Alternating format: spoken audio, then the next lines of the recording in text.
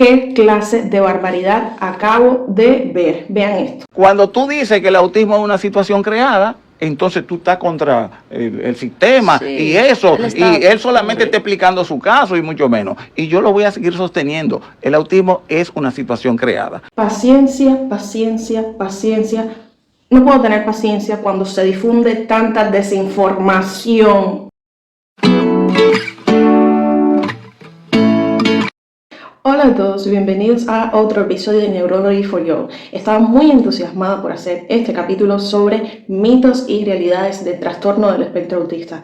He leído por internet y visto muchísima desinformación sobre el tema, a pesar de que es un trastorno que ya lleva años conviviendo con nosotros. Hay muchos mitos, muchas fake news, mucha desinformación y también personas que quieren imponer sus vivencias personales con la enfermedad como si fuera un patrón para todas las personas que padecen trastorno del espectro autista. Ok, entonces vamos a comenzar por lo básico. ¿Qué son los trastornos del espectro autista? Los trastornos del espectro autista es una afección del neurodesarrollo que se caracteriza por dificultades en la comunicación e interacción social y patrones repetitivos y restrictivos de comportamiento, intereses o actividades. Así lo define el DSM-5. Como he dicho, el trastorno del espectro autista lo integran 4 entidades: el autismo clásico, el síndrome de Asperger, el trastorno desintegrativo infantil y el trastorno generalizado del desarrollo no especificado, que este trastorno generalizado del desarrollo no especificado no es menos importante y más adelante verán por qué. Mito número 1. El autismo no es una enfermedad.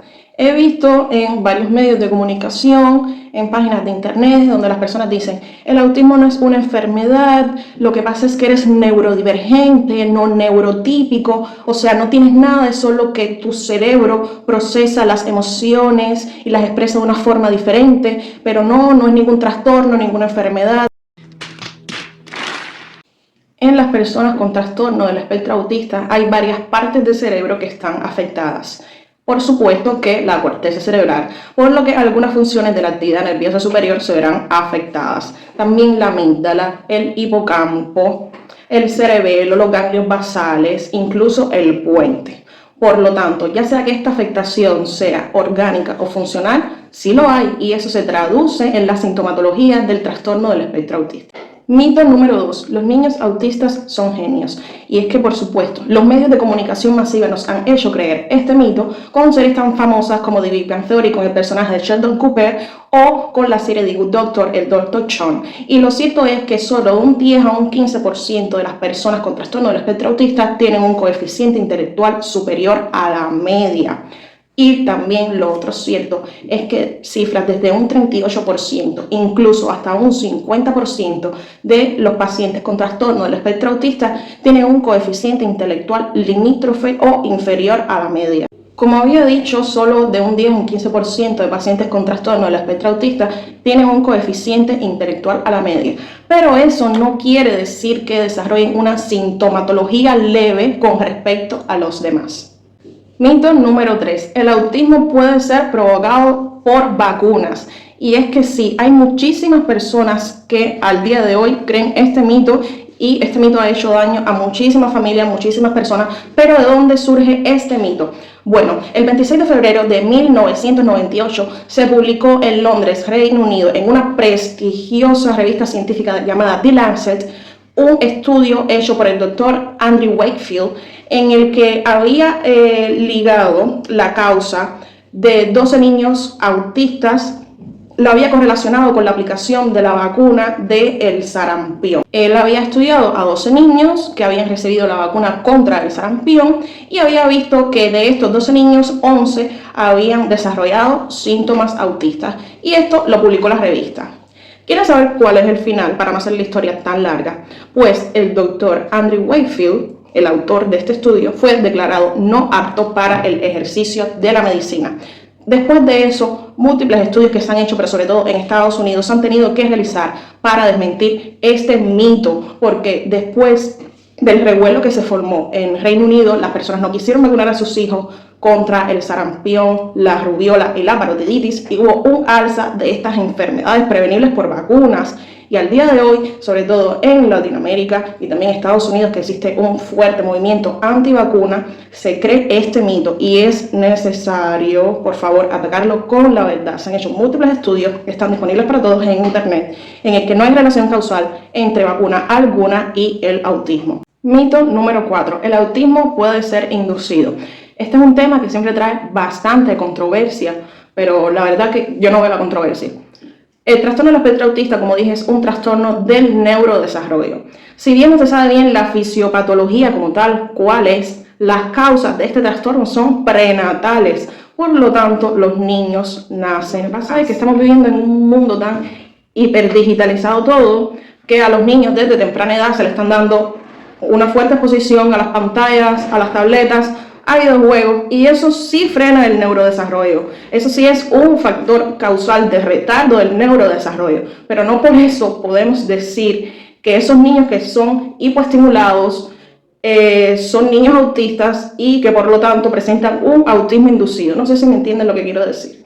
Hay varios signos de alarma que ustedes como padres, familiares o conocidos pueden detectar y aquí se los traigo. Si entre los 11 y 12 meses de edad el niño no responde a su nombre cuando usted lo llama, signo de alarma. Qué bien que el niño pudiera tener un trastorno auditivo también, pero signo de alarma si al año de edad usted llama al niño por su nombre y no reacciona.